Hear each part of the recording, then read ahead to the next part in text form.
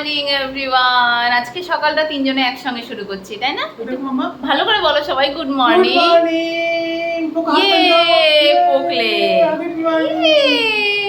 সকাল সকাল আজকে যে বললাম গতকালই প্রীতমের আজকে ছুটি, তো ওর ছুটির জন্য আমরা আজকে সবাই দেরি করে ঘুম থেকে উঠেছি, কারো কোনো টেনশন নেই। আর রাতেরবেলা কালকে গরমের জন্য প্রিয়ান এত ছটপট ছটপট করছিল, এসিটা অন করা হচ্ছে ওই উইন্ডো এসির জন্য না, এতটা রিমোট নেই, বারবার উঠে উঠে অফ করতে হয়। অন করা হচ্ছে, খুব ঠান্ডা হয়ে যাচ্ছে, আবার একটুক্ষণ পরে অফ করা হচ্ছে, আবার গরম হয়ে যাচ্ছে।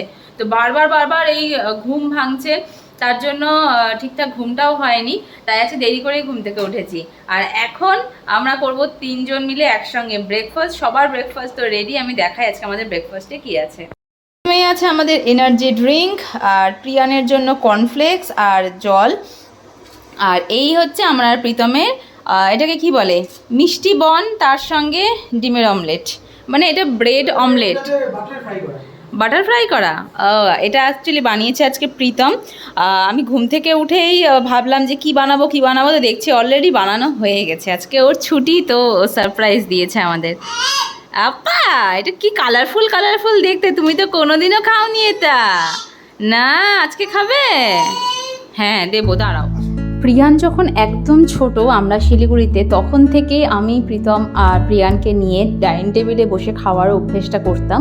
আমার যারা আগের ব্লগ দেখেছো তারা জানবে, তখনও কিছুই বুঝতো না, বাট ওই একসঙ্গে আমরা খাচ্ছি, আমার কোলে প্রিয়ান, তো সেই জিনিসটা ও ভীষণ এনজয় করতো, যে বাবা মা সবার সাথে। তো এখন তো ও অনেক কিছুই বোঝে, একসঙ্গে নিজে খাওয়াতে পার্টিসিপেট করে, কখনো আমাকে খাইয়ে দেয়, কখনো ওর পাপাকে খাইয়ে দেয়। আর আমরাও এখন প্রিয়ান যত বড় হচ্ছে, এই একসঙ্গে বসে খাওয়া, একসঙ্গে কোথাও ঘুরতে যাওয়া, এই জিনিসগুলো আরও বেশি করে উপভোগ করছি। আর এই যে মোমেন্টগুলো, এই যে সময়গুলো, এগুলোর কোনো মূল্য হয় না, এগুলো প্রাইসলেস। আমরা যেখানেই থাকি না কেন, যেরকম পরিস্থিতিই থাকুক না কেন, যেরকম মানসিকতায় থাকুক না কেন, নিজেদের মধ্যে এরকম সময় কাটানোটা আমরা কিন্তু কখনোই মিস করি না। জম্পেশ ব্রেকফাস্ট হয়ে গেল, সকালের কাজ কমপ্লিট। এখন করব দুপুরের জন্য রান্নাবাড়ি। আজকে প্রীতম আছে, তো আমার কোনো হেডেক নেই, ও পক্ষকে ধরবে। আমি সবজি টবজি কাটা, আজকে বাঁধাকপি করব। এই গরমের মধ্যে ভাববে অনেকে বাঁধাকপি কেন, কিন্তু হ্যাঁ, প্রীতম এখানে আসার পর থেকে বলছিল যে অনেকদিন বাঁধাকপি খাওয়া হয়নি, আর ও বাঁধাকপি খেতে ভীষণ ভালোবাসে। তো এই যে গতকাল বেরিয়েছিলাম, বাঁধাকপি নিয়ে এসেছি বাজার থেকে। তো প্রীতম না থাকলে পরে তো বাঁধাকপি কাটতে রান্না করতে অনেকটা সময় লাগে, আজকে যদি ও আছে তো আজকেই কেটে রান্না করবো। তো এখন আমি সবজি কাটি। হ্যাঁ, আজকে সকাল সকাল আমরা জাস্ট ব্রেকফাস্ট করে উঠলাম, আর মিলি নিয়ে এসেছে পায়েস। আমার যে বাটিটা ছিল পুরো এক বাটি ভর্তি পায়েস। এবার ওকে আমি কোলে নিয়েছি, প্রিয়াও এখন কোলে উঠবে। এদিক নাগাদ এত হিংসুটে হয়েছে না, না কেউ কম ধরবে না। पायस बोलती हो? हाँ, हम लोग खीर, हाँ खीर तो कॉमन है, मतलब पायस हम लोग बोलते हैं। তো ওটা এখন ফ্রিজে ঢুকিয়ে রাখলাম, ঠান্ডা হবে, তারপরে ক্ষীর খাওয়ার মজা, তারপরে খাবো, তাই না পাপা? হ্যাঁ। এই যে এখানটাতে লাউ আর বাঁধাকপি নিয়ে বসে পড়েছি। প্রীতম যাবে এখন বাজার করতে, আমি এখন এগুলো কেটে রাখি। প্রিয়ানকে নিয়ে সবজি কাটা মানে দুর্বিষহ এক ব্যাপার, তাও কাটলাম। আর প্রীতমও এখন জাস্ট আসলো মাছ নিয়ে, তো মাছটা এখনো ধরিনি, যে সবজিগুলোই এক এক করে কেটে রেখেছি। প্রীতমকে বললাম প্রিয়ানকে একটু স্নান করাতে। তো এখানে আমার সবজি সব কাটা হয়ে গেছে। এখানে একটু করলা, এখানে লাউ, বাঁধাকপি, আর এই যে বেগুনি খাবে এই গরমের মধ্যে, বেগুন এনেছে কতগুলো, যে বেগুনির জন্য বেগুন কাটলাম। এখানে মটরশুঁটি, টমেটো, লঙ্কা, এগুলো হচ্ছে লঙ্কাটা বেশি করে বোটা ছাড়িয়ে রাখলাম, যেখানে যেখানে লাগবে টমেটো আর লঙ্কা রেখে বাকিটা হচ্ছে ফ্রিজে ঢুকিয়ে দেবো। আর এই হচ্ছে মাছটা এখন আমি ধরিনি, বলছে অনেক রকমের মাছ এনেছে, 3 রকমের মাছ। তো আগে এগুলো ধুয়ে টুয়ে একটু সরিয়ে রাখি, এখানে জায়গা ভীষণ কম। আর এই তরমুজটা শুকিয়ে যাচ্ছে, তরমুজটা এখন কেটে দেবো প্রিয়ান আর প্রীতমকে দুজনকেই, আমিও একটু খাবো, তারপরে কাজে নামবো। দুজনকে তরমুজ দিয়েছি, স্নান করতে করতে আর একজন স্নান করাতে করাতে তরমুজ খাচ্ছে। আর এখানটাতে টক দই ছিল অল্প, এই যে প্রীতমের জন্য একটু দইয়ের ঘোল বানাচ্ছি। একটা করে সবজি ধুচ্ছি, যেটা অলরেডি ধুয়ে রেখেছি, এক এক করে রান্না করতে থাকবো, আর একদিকে সবজি ধুতে থাকবো। করলাটা এখানে বসিয়ে একটু ঢেকে রেখেছি, এখন প্রিয়ানকে একটু রেডি করব। এই যে প্রিয়ানকে পাপা চানু করিয়ে দিয়েছে, মাম্মা রেডি করিয়ে দিয়েছে। এখন প্রিয়ান কি করবে? ডাং ডিং ডি ডিং নাং ডা ডাং ding D ding ding D ding ding D ding নাং ডা ডাং ডিং ডি ডিং নাং ডা ডাং ding D ding ding D ding ding D ding ding D ding. ঘুম থেকে ওঠা হোক, স্নান করে ওঠা হোক, পটি করে ওঠা হোক, খাউ খাউ করে ওঠা হোক, সব কিছুর পরেই আমরা ডিং ডি ডিং নাং ডা ডাং ডিং ডি ডিং নাং ডা ডাং ডিং ডি ডিং নাং ডা ডাং করি। এ ডিং ডিডি ডিং নাং ডানা ডাং ডিং ডিডি ডিং নাং ডানা ডাং করি, এ ডিং ডিডি ডিং নাং ডানা ডাং ডিং ডিডি ডিং নাং ডানা ডাং করি। এবার মাম্মা পাগলা, বেটুও পাগলা, পাগলা ডান্স শিখবে মাম্মার কাছ থেকে, পাগলা ডান্স শিখবে। এই ডিং ডিডি ডিং নাং ডানা ডাং ডিং ডি। প্রীতম আমার এই ডিং ডিডি ডিংটা শুনলে পরে এত খেপে যায়, রে বন্ধ করো, চিৎকার করে প্রচন্ড, তাও করি। এই ডিং ডিডি ডিং নাং ডানা ডাং ডিং ডিডি। প্রীতম এখন গেল পকোর কাছে, আমি আসলাম আবার রান্নার দিকটা দেখতে। করলা ভাজা হয়েই গেছে, এখন বসাবো লাউ। করলা তো নামিয়ে নিয়েছি, এখন এই যে বাঁধাকপিটাও বসিয়ে দিচ্ছি। বাঁধাকপি এত হয়ে গেছে, আমি জানি না এটা আরও অল্প হয়ে যাবে নাকি। হাফ রেখে দিয়েছি ফ্রিজে, যদি মনে হয় অল্প হচ্ছে ওই হাফটাও অ্যাড করে দেবো, আর না হলে ওটা আবার অন্যদিন করবো। বাঁধাকপি এখন ঢাকা দিয়ে দিয়েছি, এখন খুলবো এক এক করে মাছ। বাপরে বাপ, প্রায় আধা ঘন্টা লাগলো সমস্ত আঁশ ছাড়িয়ে এটাকে ধুয়ে তারপরে লবণ হলুদ মাখিয়ে রাখলাম। এখন বের করবো আর একটা মাছ। মাছকে আমি বুঝতে পারছি, বাবা যখন করে বাড়িতে ছোট মাছ আনতো তখন করে টিটুর আর মার মনটা কেন খারাপ হয়ে যেত। সবসময় না, বাট কোনো কোনো সময় যখন বেলা করে মাছ আনতো তখন দেখতাম আমি বাপরে বাপ প্রীতম মাছ বাজার করেছে। এটা মানে আমার হাত, এই দেখো না হাত বোঝা যাচ্ছে কিনা, এতক্ষণ ধরে জলে থাকাতে পুরো কুচকে কুচকে গেছে হাতের অবস্থা। এত মানে সময় লাগলো, এত রকমের মাছ কেউ আনে, স্পেশালি ও আনবে এটা আমার মানে এক্সপেকটেশনের বাইরে। দেখাচ্ছি আমি কি কি মাছ এনেছে। প্রথমে চিংড়ি মাছটা তো দেখালাম, তারপরে এটা হচ্ছে রুই মাছ মাথা সহ, তারপরে আবার মাছের ডিম। এখানটাতে হচ্ছে একটু বড় সাইজের মাছ, মানে আমি দেখাই একটা কীরকম বড় সাইজের, ওপরে একটু ছোট মাছগুলো রেখেছি। এই যে এই সাইজের মাছগুলো আছে সব, এটা দিয়ে করব পাতলা মাছের ঝোল। আর এইটা হচ্ছে কুচো মাছ, এটা হচ্ছে কুরকুরে কুরকুরে ভাজা টাইপের খাবো ওইটা। দেখতে তো বেশ ভালো লাগছে, বাট কাটতে আর বাটতে কতক্ষণ লাগলো আমার?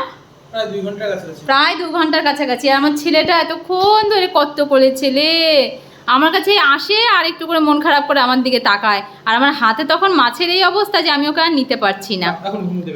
মাছ কিছুটা ভাজা করে প্রীতমকে বললাম বাকিটা একটু ভাজাভাজি করতে, কারণ প্রিয়ানের খাওয়ার লেট হয়ে যাচ্ছিল।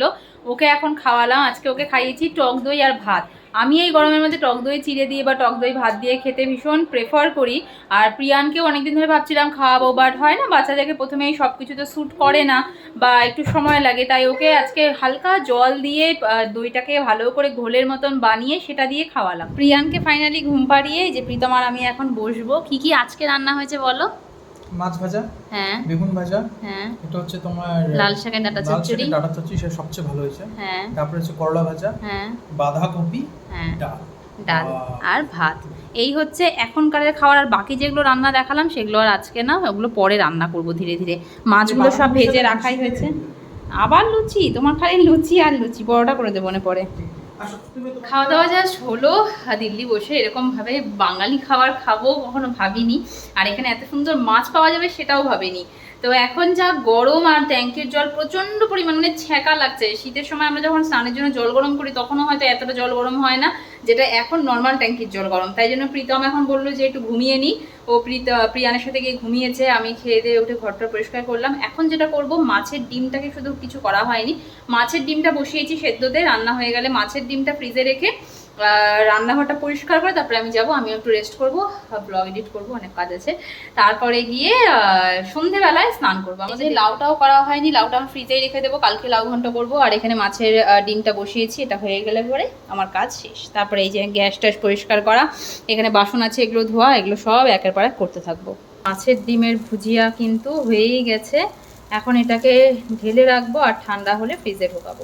রান্নার শেষে সব থেকে আসল কাজ হলো এটা, এই যে এই গ্যাস আর তাক রান্নাঘর পুরো পরিষ্কার করা, না হলে পরে বিকেলে আর চা বানাতে বা রাতের খাবার বানাতে এই গ্যাসের মধ্যে ইচ্ছে করে না।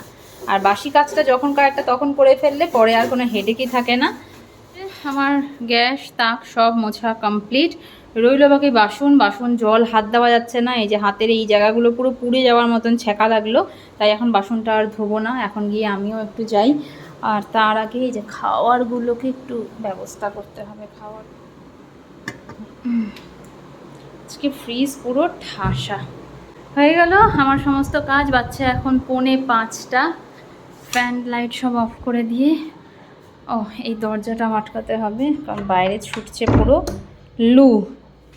তো চলো যাওয়া যাক এখন।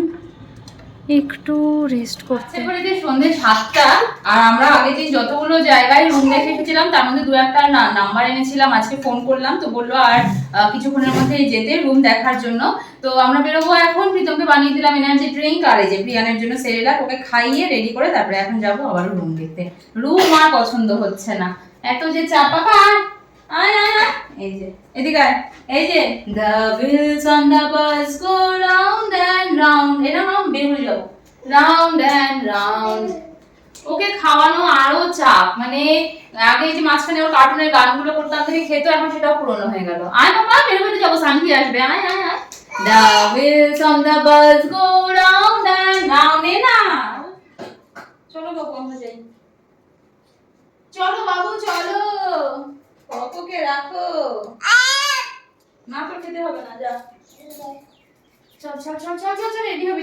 যেই ল্যান্ডলর্ডের সাথে কথা বলে রুম দেখতে এসেছিলাম সেই রুমটা একেবারেই পছন্দ হলো না, একদম ছোট্ট, তারপরে 3 তলার ওপরে 4 তলার ওপরে, এত গরমের মধ্যে অত ওপরে, তারপরে সিঁড়ির মধ্যে কোনো রেলিং নেই, ওটা হবে না। আর ওই একই 300 লিটার জল থাকবে, তো বেকার, লাভের লাভ কিছুই নেই। এখন যাই দেখি আরও যদি কোনো রুম দেখা যায় পাওয়া যায় তাহলে পরে দেখবো, আর না হলে পরে সোজা বাড়ি।